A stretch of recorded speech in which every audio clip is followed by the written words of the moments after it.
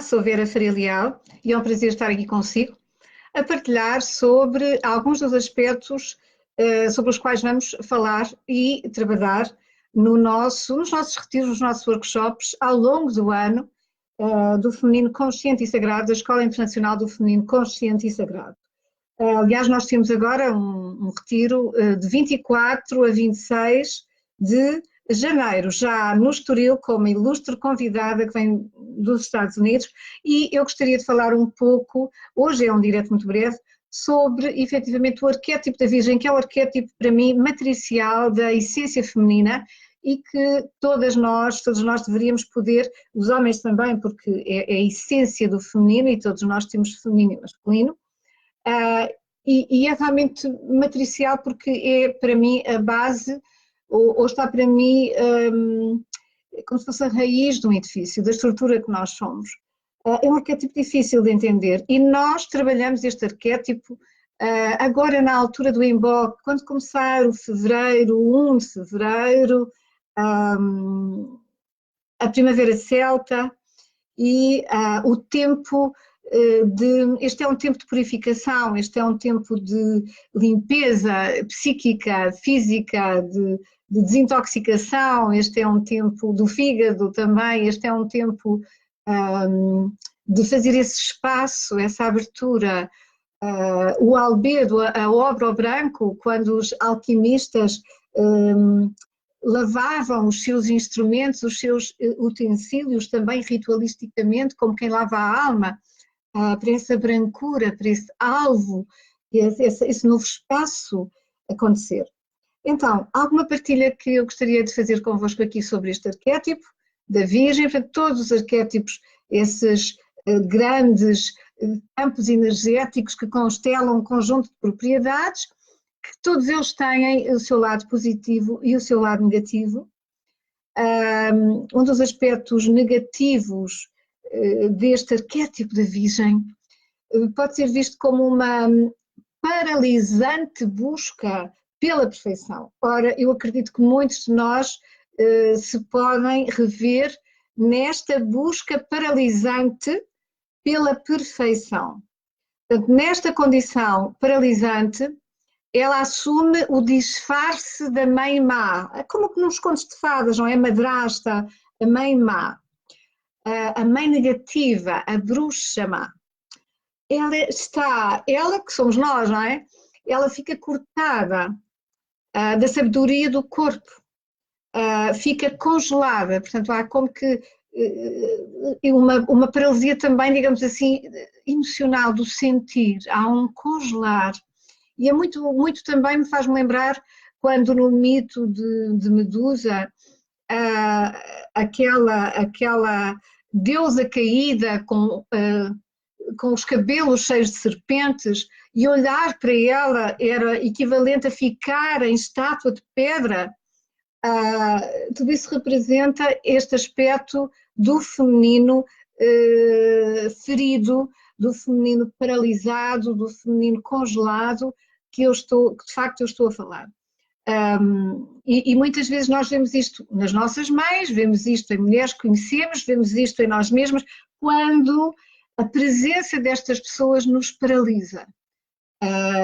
Paralisa o nosso sentir, as nossas emoções. Agora, o interessante também é refletir sobre onde é que este aspecto está dentro de nós.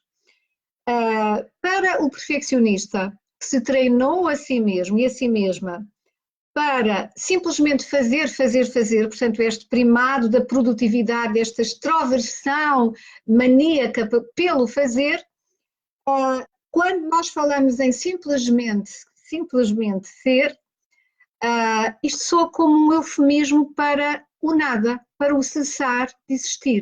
É muito assustador. Não sei se já tinha pensado nisto. Quando a energia que foi direcionada para tentar justificar a sua existência é direcionada para começar a descobrir-se a si mesma e para começar a amar-se a si mesma, começam intensas inseguranças a vir à superfície. Por isso é que eu sempre digo às minhas alunas, aos participantes dos meus cursos, que é de uma tremenda coragem começar a fazer um trabalho autorreflexivo, começar a fazer um trabalho de consciência, começar a fazer um trabalho de profundidade. É preciso muita coragem para essa responsabilidade pessoal, para esse compromisso voluntariamente assumido. Porque, de facto, quando nós começamos a fazer divergir a energia que estava votada para o fazer, que estava voltada para uma dimensão perfeccionista, que a nossa cultura, a nossa civilização tanto promove, na falsa imagem da heroína, que tem que ser tudo para todos, da heroína e do herói, que é o super-homem e a super-mulher. E todos estes filmes captam muito, estimulam muito a nossa imaginação, mas com um lado perverso do meu ponto de vista, porque nós começamos, e nomeadamente eu posso falar por nós, digamos assim, eu como mulher, começamos a absorver esta dimensão de que temos que ser super mulheres. Mentira, isso não existe, os super são robôs. Ora, quem não quiser ser robô, quem não quiser viver congelado das suas emoções e da sua espontaneidade, é aquilo também a partir do qual nós podemos aferir, destilar e extrair maior significado. E o significado, o sentido da vida é que traz felicidade. Então, muito cuidado com esta dimensão das super-heróis, dos super-heróis, das super-heroínas. Nós não somos super coisa nenhuma, nós somos humanos e se tivermos a sorte, entre aspas, de ser totalmente humanos, então aí poderemos chegar a sentir que somos também divinos. Porque uma coisa leva à outra nesta ordem, se for um processo consciente, naturalmente. Então dizia que para a perfeccionista que se treinou a si mesma simplesmente para fazer, para tentar ser a melhor, para tentar fazer tudo bem feito, para ser a tal herói, a tal heroína, quando começa a fazer divergir essa energia para o ser, para se encontrar, para se sentir, para se refletir, começa a sentir uma intensa insegurança. Então, inseguranças intensas que sempre estiveram lá e que começam, de facto, a manifestar-se e a pessoa começa a descongelar, por assim dizer. Toda a sua vida, não é? Esta pessoa não esteve, portanto, é quando nós começamos a procurar mais, começamos a fazer processos de descoberta pessoal, de consciência pessoal. Muitas vezes as pessoas sentem, e eu tenho verificado isto nos cursos que faço, não é? Ao longo destes 20 anos, as pessoas podem sentir inclusive ataques de pânico, ataques de ansiedade, um vazio abismal que questiona a pessoa. A pessoa pensa e sente, será que eu existo? Não é? E que essa luta, essa busca existencial que viveu toda a sua vida, essa busca, essa luta por perfeição, criou bolsas de desespero inconsciente. Sabe? Estas ansiedades e estas resistências que devem ser respeitadas também, as coisas têm o seu ritmo, as coisas têm um sentido e muitas vezes as nossas resistências também nos defendem de entrar depressa demais em processos para os quais nós não estamos preparados. Não é? Porque essas defesas muitas vezes escondem terrores, escondem raivas profundamente instalados que precisam que nós possamos ir dando permissão para virem à superfície apenas quando o tempo certo chegar. Apenas quando o tempo certo chegar. É preciso um tempo para tudo. Quando o nosso eu, por assim dizer, com a nossa identidade, a nossa personalidade, e isto são tudo coisas distintas, mas eu aqui, para efeitos de simplificação, vou usá-los, enfim, como sinónimos. Quando essa identidade já está suficientemente fortalecida para lidarmos com essas emoções que estão ali soterradas, essa raiva, esse terror, esse medo, ficou lá para trás, então aí podemos começar a puxar por uma ponta da meada e a primeira tarefa é o compromisso com o nosso mundo interior, precisamente. É esse compromisso. Será, e aqui nós questionamos, será que eu realmente acredito que sou merecedora de tirar 1 hora por dia só para mim, para esse compromisso? Eu que dediquei a minha vida a fazer, para os outros, a dar aos outros, o que é isso? Serei capaz de ser egoísta o suficiente para tirar 1 hora por dia para me encontrar? E onde é que eu posso encontrar essa hora? E o que é que eu tenho que deixar para trás para que essa hora entre? Para que essa hora aconteça? Ora, isto pode ser um problema profundo, e mais profundo do que pareça à primeira vista, porque quando nós estamos nesta fase dos nossos processos, e muitos de nós podem rever, aquela mãe negativa que em nós habita, esse feminino negativo, odeia alegrias, odeia desfrutes. E fazer alguma coisa que eu goste, que alguém goste, que uma pessoa goste, produz culpa. Produz culpa. Enquanto estivermos envolvidas com o dever, cumprir um dever, enfim, mesmo que compulsivamente, mesmo que obsessivamente, enfim, é aceitável ter um bocadinho ou outro de prazer. Mas começar a ter mais espaços só para nós. Bom, parar de colocar energia de forma compulsiva no dever, naquilo que tem que estar cumprido, é difícil. Libertar essa energia vital para algo criativo para nós mesmas. É sentido como se estivéssemos a ser atiradas por uma máquina de lavar e estivéssemos a ser centrifugadas a uma enorme velocidade. É difícil, de facto. E por isso também nós vamos sentindo ao longo dos processos de desenvolvimento pessoal, nós vamos sentindo fases de resistência e fases onde podemos até achar, bom, eu regredi, dei passos para trás, e é bom sabermos que a maior parte das vezes não damos passos para trás, pode acontecer, isso traz sofrimento acrescido, devo já dizer, porque, como alguém dizia, é pior sabermos mais e voltarmos para trás para uma vida onde não temos já cabimento, onde não temos já sentido, é muito mais doloroso do que nada saber. Então, para parar esse movimento, é preciso parar também de dar demais. É preciso parar de fazer demais. E parar de fazer isso equivale a parar de maternar o outro, não é? De maternar, de ser a mãe excessiva das coisas do outro, a mãe que controla, a mãe que cria dependências, codependências. Porque muitas vezes o nosso eu está identificado com esse maternar negativo, com essa mãe negativa, que numa primeira fase não sabe sequer como se libertar disso, não é? E muitos de nós temos mães assim, e muitos de nós somos assim como mães e também como pais. Sempre a questão que eu coloco é como é que nós somos para nós mesmos dessa mesma forma. Então, uma vez que o nosso eu se abre a esse processo, uma vez que a energia se abre e começa a fluir nessa disponibilidade para termos mais espaço para nós, para não vivermos um cotidiano mecanizado, para termos uma vida com reflexão, com meditação, com propósito e sentido, a cada dia mais um passo, porque só precisamos de fazer a cada dia mais um passo. Então, nós muitas vezes envolvemos-nos com, e é importante nós envolvermos com aspectos criativos, com dança, com pintura, com arte, com canto, enfim, é importante. Mas ainda nesta primeira fase, pode acontecer que nós sintamos ainda alguma culpa, que nós sintamos que aquela experiência seja vivida como isto é egoísmo, isto é luxúria, isto é mau, o que é que eu penso que sou? Isto não é vivido numa primeira fase como uma absoluta necessidade da alma. É interessante.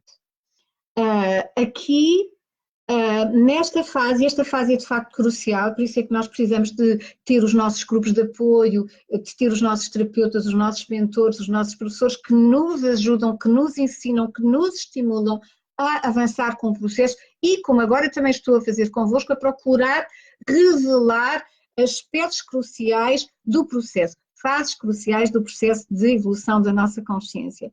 Então, nesta fase, o arquétipo que estamos a falar, da Virgem negativa, pode transformar-se em positiva. O outro perigo, ou seja, quando nós começamos já de uma forma voluntária, de uma forma pacificada, a integrar aquilo que nos faz bem no nosso cotidiano, sem culpa, com prazer e a desfrutar do prazer. Não é? Alguém dizia há uns anos que o prazer divino é que nós possamos desfrutar também da própria vida. Então, nesta fase há um perigo, contudo, há sempre perigos, que é o perigo de querermos tudo depressa demais. E também acontece, às vezes estamos tão fascinados pelas descobertas, as coisas estão a correr tão bem, que nós queremos fazer todos os cursos, queremos ler todos os livros, queremos fazer tudo muito depressa e depois não temos espaço para digerir nada como deve de ser. Demasiado rápido não serve e não é verdade, não funciona. Portanto, o que é importante focalizar nesse momento é perceber que não é tão importante o objetivo, mas o processo.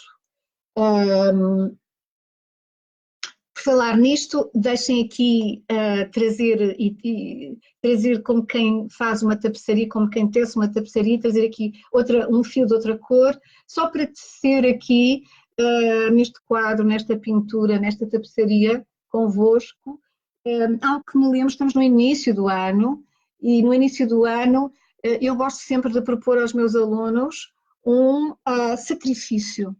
Sacro ofício, é o ofício sagrado, um trabalho sagrado, ou seja, o que é que eu posso sacrificar do antigo para que haja um espaço do novo, para que se possa abrir e florescer com maior potência e vitalidade, para que haja mais bênção na nossa vida.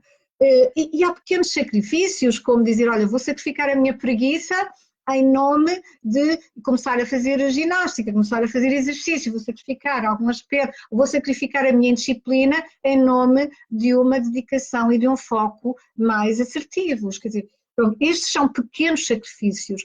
Em última instância, o sacrifício a que todos nós precisamos de chegar é esse sacrifício de devotar toda uma vida a um objetivo que realmente vale a pena. E independentemente do objetivo, desde que seja um objetivo que sirva à vida, não é? Independentemente do objetivo, o mais importante depois deixa de ser o objetivo, passa a ser o processo, passa a ser a forma como vivemos a nossa vida, dedicada, devotada, no altar sacrificial da nossa existência, devotada a um propósito. E é uma forma maravilhosa de viver, assim. Mas, portanto, o que importa depois deixa tanto de ser o chegar lá, mas a pessoa em quem me transforma, o processo. Então, também neste momento, a coisa importante a focalizar não é o objetivo, mas o processo. Viver no presente, que é difícil e que é paradoxal. Mas esse processo de viver no presente não significa não ter planos para o futuro. É preciso também imaginar esse futuro, é preciso também estimular o desejo para esse futuro. E, no fundo, estimular o desejo é estimular a nossa espontaneidade, é libertar essa espontaneidade, é potenciar o nosso autoconhecimento para que a totalidade do ser que nós somos possa realmente cumprir-se na existência. E, portanto, desejar é bom por isso, do meu ponto de vista.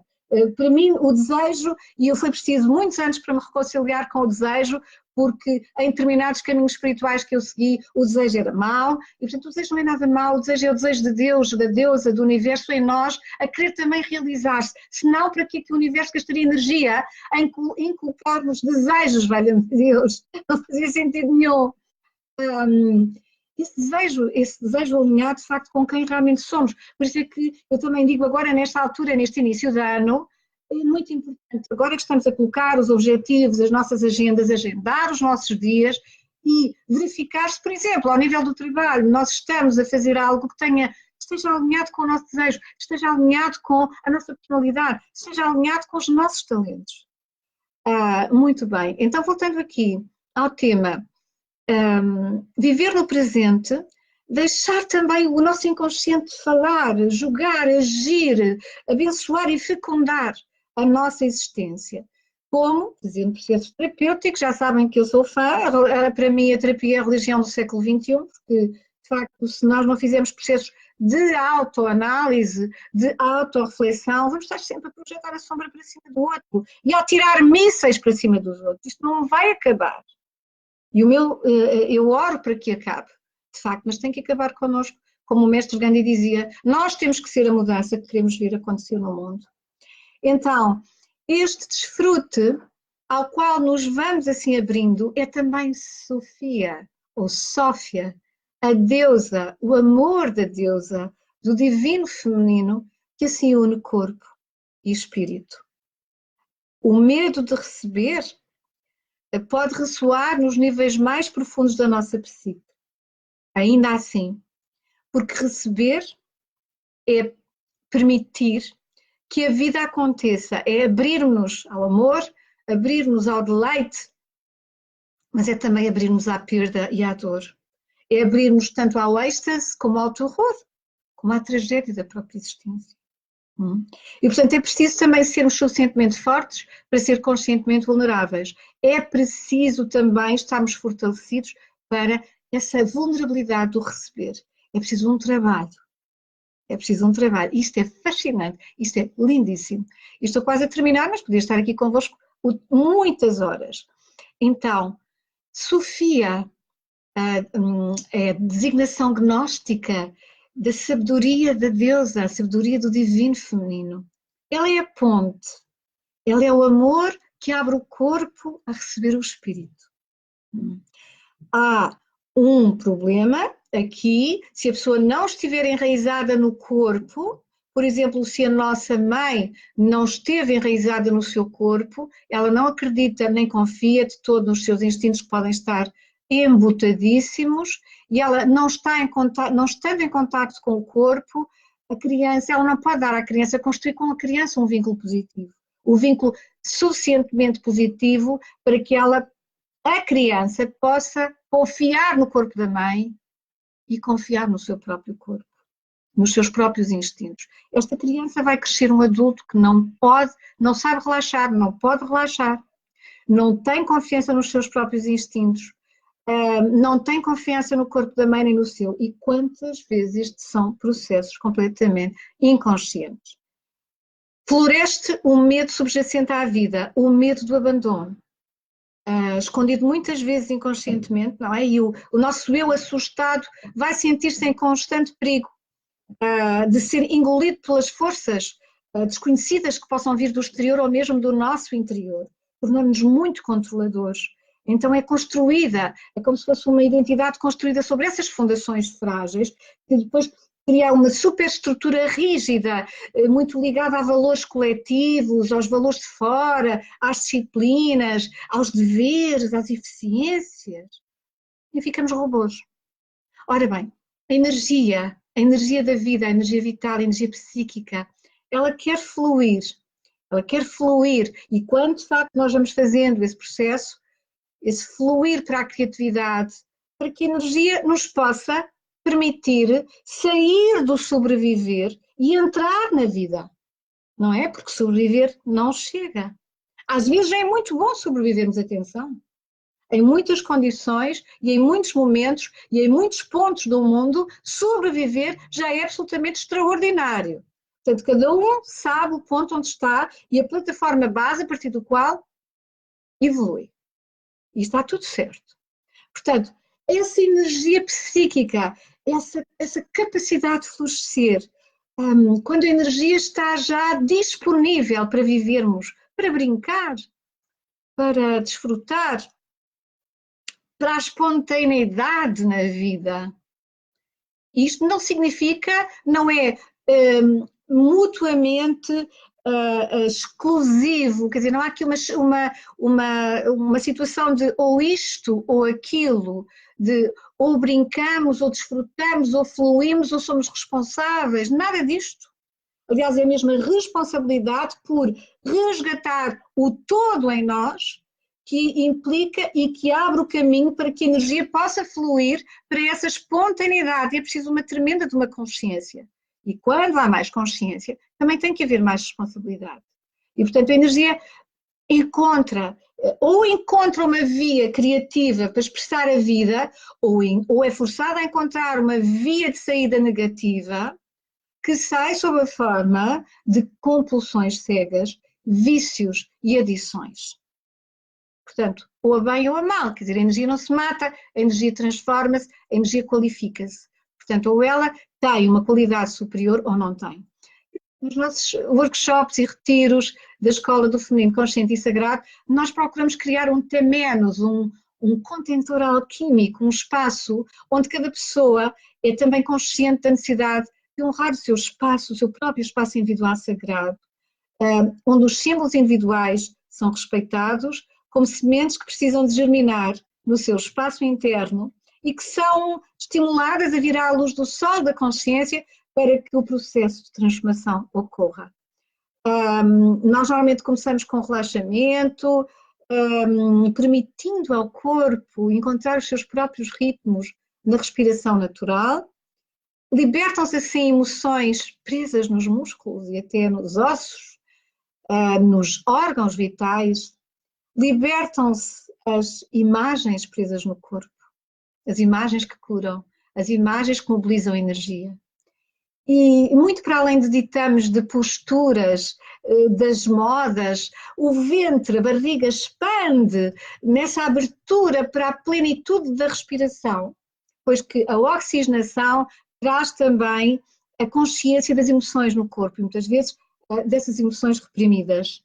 E esse espírito, inespírito, o fôlego, o pneuma, o ar, o espírito, que é arquetipicamente a energia, o símbolo do masculino, pode assim penetrar o símbolo arquetípico também do feminino, que é a matéria. Portanto, o espírito penetra a matéria numa nova concepção, para uma nova alquimia, para um novo, curado, criativo, expressivo e pleno de vida ser, que é a consciência desperta na matéria.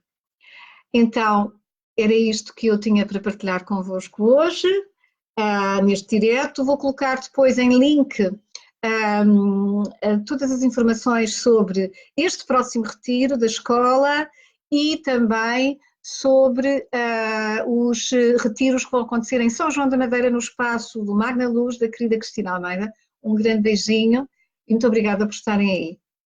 Até ao próximo Feliz Reencontro.